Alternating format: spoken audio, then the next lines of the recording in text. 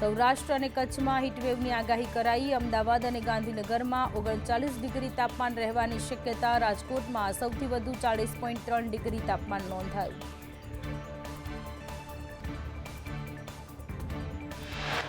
રાજ્યમાં 24 કલાકમાં વાતાવરણમાં પલટો આવવાની અંબાલાલ પટેલની આગાહી। ઉત્તર મધ્ય ગુજરાત સૌરાષ્ટ્રમાં વરસાદની આગાહી। 24 કલાક બાદ ફરી તાપમાનનો પારો ઉંચકાશે।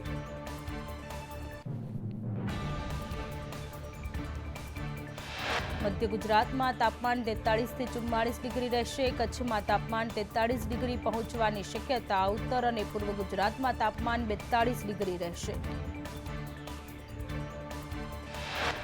18 થી 22 એપ્રિલે વંટોળ સાથે વરસાદ રહેવાની અંબાલાલ પટેલની આગાહી। એપ્રિલના અંતે પ્રી મોન્સૂન એક્ટિવિટી શરૂ થશે। ભારે પવન સાથે છૂટાછવાયા વરસાદની આગાહી।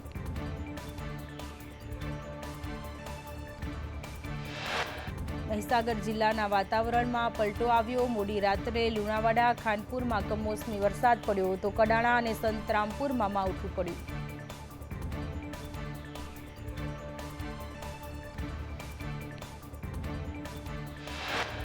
દાહોદ જિલ્લાના વાતાવરણમાં પલટો આવ્યો। ભર ઉનાળે દાહોદ શહેર સહિત આસપાસના વિસ્તારોમાં વહેલી સવારે હળવા વરસાદી ઝાપટા પડ્યા।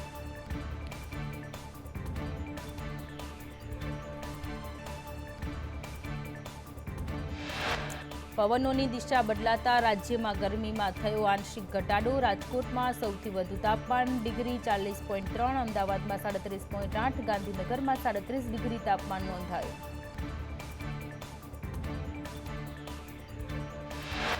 રાજકોટમાં આકરી ગરમીને લઈ સિટી બસ અને બીઆરટીએસ પોઈન્ટ પર ખાસ વ્યવસ્થા। ઠંડુ પાણી, ઓઆરએસના પેકેટ, બસ પોર્ટ પર કુલર મુકાયા। 100 બસની અંદર પાણીના કેરબા ઓઆરએસ મુકાયા।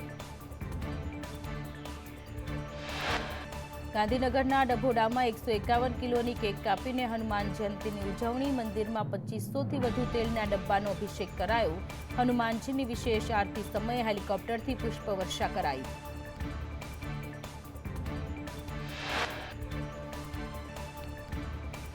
અમદાવાદના બોપલમાં કેરીના રસમાં ગ્રાહકને થયો કડવો અનુભવ। દુકાનમાંથી લીધેલો રસ ખરાબ હોવાનો ગ્રાહકનો આક્ષેપ।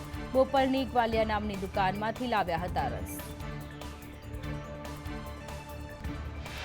કેરીના રસમાં દુર્ગંધ આવતી હોવાનો ગ્રાહકનો આરોપ। ગ્રાહકે એએમસીના ફૂડ વિભાગમાં કરી ઓનલાઈન ફરિયાદ। ગ્રાહકનો આક્ષેપ કરતો વિડીયો સોશિયલ મીડિયામાં વાયરલ।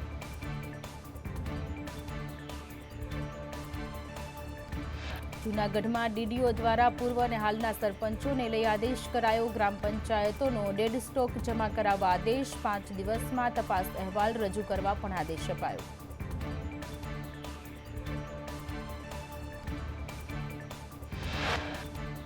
કચ્છના લાકડિયા ગામે દબાણ હટાવ કામગીરી। બુટલેગરે કરેલું દબાણ સ્વેચ્છાએ દૂર કર્યું। આરોપી પ્રવીણ કોળી સામે 25 જેટલા દારૂના ગુના।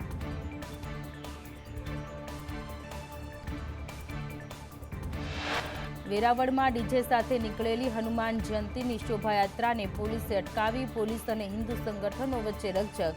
2 ડીજેની મંજૂરી હોવા છતાં 5 ડીજે સાથે શોભાયાત્રા નીકળતા પોલીસની રકઝક। 2 ડીજે સાથે શોભાયાત્રા નીકળી।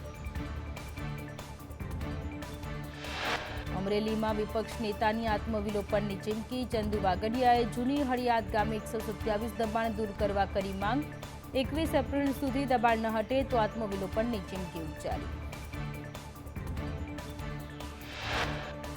બિનહથિયારી પીએસઆઈની ભરતી માટે આવતીકાલે લેખિત પરીક્ષા યોજાશે। અમદાવાદ, વડોદરા, સુરતના સેન્ટરો પર પરીક્ષા લેવાશે। 340 શાળામાં 1 લાખથી વધુ ઉમેદવારો પરીક્ષા આપશે।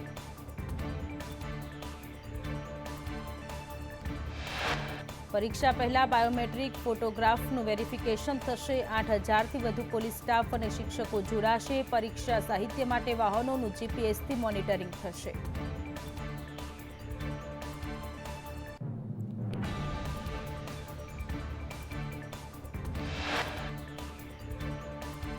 દમણના ખારીવાડમાં ગેરકાયદે મસ્જિદ તોડી પડાઈ। અપાર્ટમેન્ટમાં બનાવાયેલ મસ્જિદનું ડિમોલેશન કરવામાં આવ્યું। આઈસ ફેક્ટરી પાસે ગેરકાયદે મસ્જિદ બનાવાઈ હતી।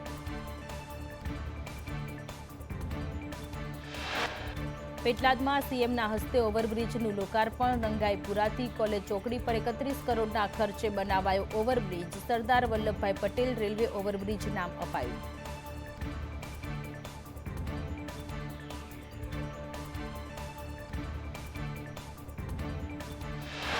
ભાજપ બાબા સાહેબ આંબેડકરનું સન્માન અભિયાન યોજશે. રાષ્ટ્રીય સ્તર પર અભિયાન યોજવા ભાજપનું આયોજન. કમલમ ખાતે અભિયાન અંતર્ગત કાર્યશાળા યોજાઈ. અલગ અલગ દિવસે ભાજપ વિવિધ કાર્યક્રમો યોજશે.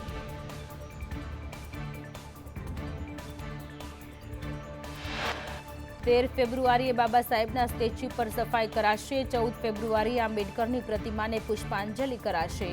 15 થી 25 ફેબ્રુઆરી જિલ્લાઓમાં આંબેડકર વ્યાખ્યાન યોજાશે. કોંગ્રેસે બાબા સાહેબનું સન્માન કેમ ન જાળવ્યું તે વ્યાખ્યાન.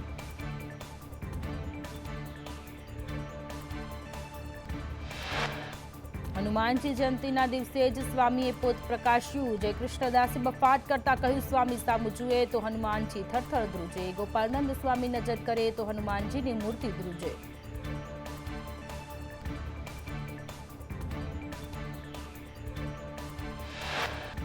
બફાટ્યો. જયકૃષ્ણદાસ બોલ્યો કે હનુમાનજી સ્વામીના કાબુમાં છે. સ્વામી બોલ્યા કે મૂર્તિના પથ્થરો ઠેકડા મારવા લાગ્યા. સ્વામીએ નજર પાછી વાળી તો મૂર્તિ સ્થિર થઈ. હનુમાનજીના ઐશ્વર્યને સ્વામીએ કંટ્રોલ કર્યું. ગાંધીનગરમાં વ્યાયામ શિક્ષકોનું આંદોલન યથાવત. શિક્ષકોએ હનુમાન ચાલીસા કરી વિરોધ નોંધાવ્યો. સત્યાગ્રહ છાવણીથી શિક્ષકોની પોલીસે અટકાયત કરી.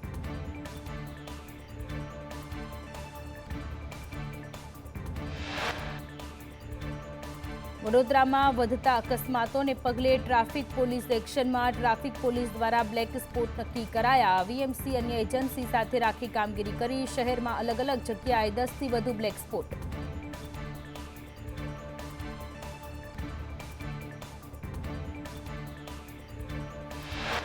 બ્લેક સ્પોટની વિગતો NHAIને પણ મોકલી અપાઈ. બ્લેક સ્પોટ દૂર કરી અકસ્માતો ઘટાડવા આયોજન કરાયું.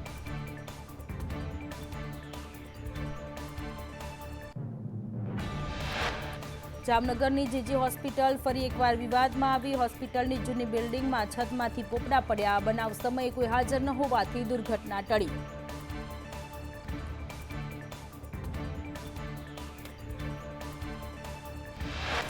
બનાસકાંઠામાં કેનાલમાં પાણી બંધ કરાતા ખેડૂતોએ વિરોધ નોંધાવ્યો. કાંકરેજના ચાંગા કેનાલ પર પહોંચી ખેડૂતોએ વિરોધ કર્યો. ખેડૂતોએ કેનાલમાં પાણી ચાલુ કરવા માંગ કરી. શિરવાડા, જાખેલ, વરસડા, રૂવેલ ગામના ખેડૂતોએ વિરોધ કર્યો.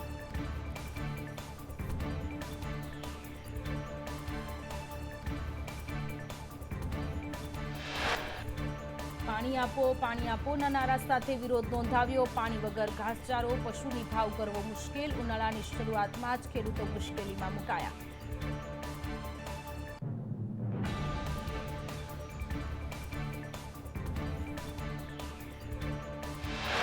કચ્છના આડેસરમાંથી ગેરકાયદે દબાણો હટાવવામાં આવ્યા. સરકારી જમીન પરનું ગેરકાયદે બાંધકામ તોડી પાડવામાં આવ્યું. આરોપી હારૂન હિંગો રાજાએ હોટલ બનાવી દીધી હતી.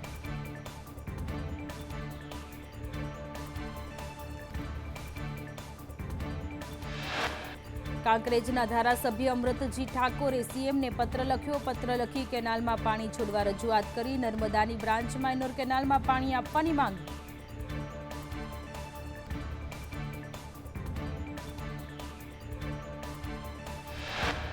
બનાસકાંઠાના સરહદી વિસ્તારમાં સિંચાઈના પાણીની સમસ્યા. પાણીની માંગને લઈ કેનાલમાં હવનનું આયોજન કરાયું. કેનાલમાં હવન કરીને સરકારને જગાડવાનો પ્રયાસ કરાયો.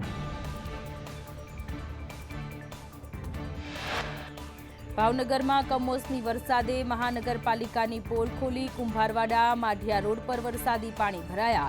24 કલાક વીત્યા છતાં વરસાદી પાણી નથી ઓસર્યા.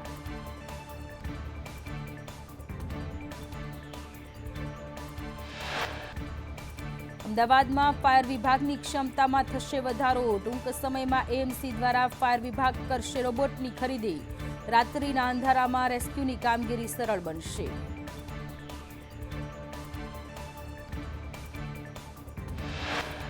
બસો મીટર ઊંડા પાણીમાં પણ રેસ્ક્યુ કરી શકાશે. અંડર વોટર રોબોટની મદદથી રેસ્ક્યુ સરળ બનશે. પાણીમાં નાશ થયેલા હથિયારો શોધવામાં ઉપયોગી થશે.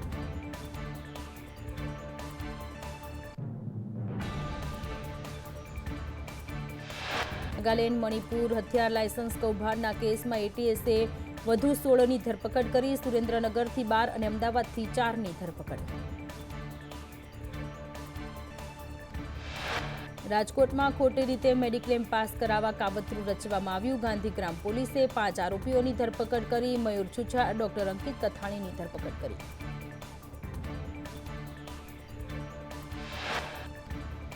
વલસાડમાં નકલી પાસપોર્ટ બનાવનાર યુવક રાજેશ બારી ઝડપાયો. ઉમરગામના યુવકે પોર્ટુગલ જેવા પાસપોર્ટ બનાવ્યો. નકલી નામ સરનામાના આધારે પાસપોર્ટ બનાવ્યો.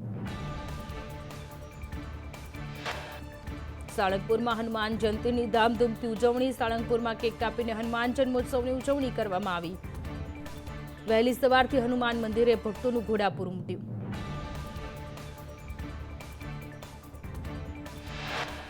હનુમાન જયંતીના પર્વે કષ્ટભંજન દાદાનો સુવર્ણ વાઘાથી શણગાર કરવામાં આવ્યો. કષ્ટભંજન દેવના દર્શન કરી ભાવિકોએ ધન્યતા અનુભવી. દિવસભર આરતી અને પૂજાનું વિશેષ આયોજન.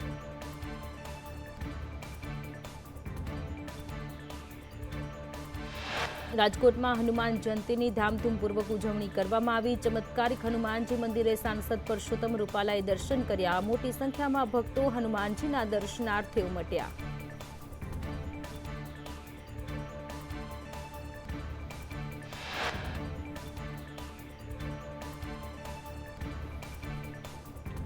કેમ્પ હનુમાન મંદિર સહિત અનેક મંદિરોમાં હનુમાન જયંતીની ભવ્ય ઉજવણી. અમદાવાદના કેટલાક વિસ્તારોમાં યાત્રાનું આયોજન કરાયું.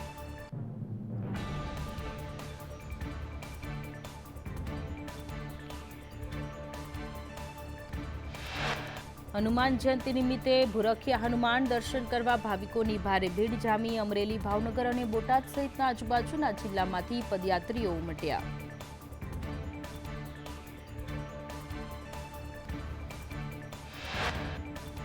શ્રદ્ધાળુઓ માટે પદયાત્રાના રૂટ ઉપર સેવાભાવી સંસ્થા દ્વારા સુવિધાઓ ઉપલબ્ધ કરવામાં આવી. યાત્રાના તમામ રૂટ ઉપર ચા, પાણી, નાસ્તા અને જમવાની વ્યવસ્થા કરાઈ.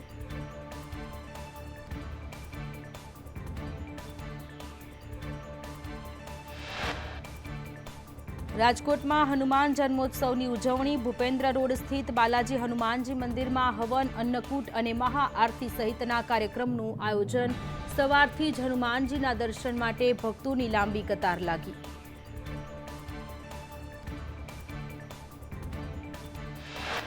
ગાંધીનગરના રાંચરડા ગામમાં હનુમાન જયંતીની ઉજવણી. હનુમાન જન્મોત્સવને લઈ વિવિધ કાર્યક્રમોનું આયોજન કરાયું. રાંચરડામાં હનુમાનજીની શોભાયાત્રા નીકળી.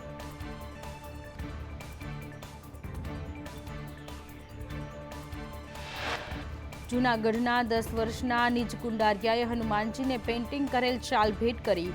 25 કલાકની મહેનત બાદ પેઇન્ટિંગ તૈયાર કરાયું.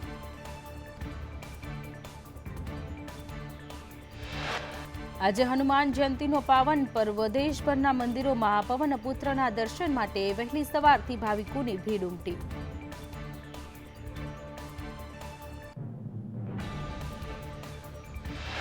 ચોટીલામાં ચૈત્રી પૂનમે શ્રદ્ધાળુઓ ઉમટ્યા. હાઈવે પર 5 કિલોમીટર સુધી લાંબો ટ્રાફિક જામ થયો. પોલીસે ટ્રાફિક હળવો કરવાની કામગીરી કરી.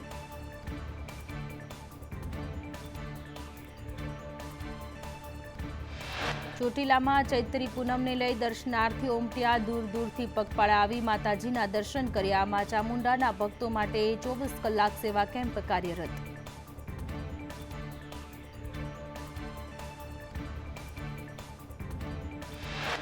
ખેડબ્રહ્માના નાના અંબાજી મંદિરે ચૈત્રી પૂનમને લઈ ભક્તોનું ઘોડાપુર. મોટી સંખ્યામાં પૂનમને દિવસે ભક્તોએ માતાજીના આશીર્વાદ લીધા.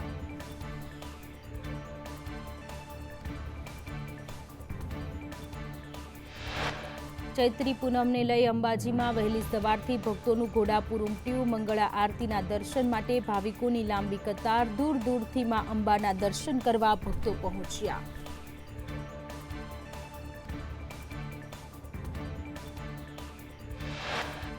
ચૈત્રી પૂનમના પાવન પર્વે પાવાગઢ મંદિરમાં ભાવિકોની ભારે ભીડ. પાવાગઢ મંદિરમાં ભક્તોનું કીડિયારું ઉભરાયું હોય તેવા દ્રશ્ય જોવા મળ્યા. માતાજીના દર્શન કરી ભાવિકોએ ધન્યતા અનુભવી.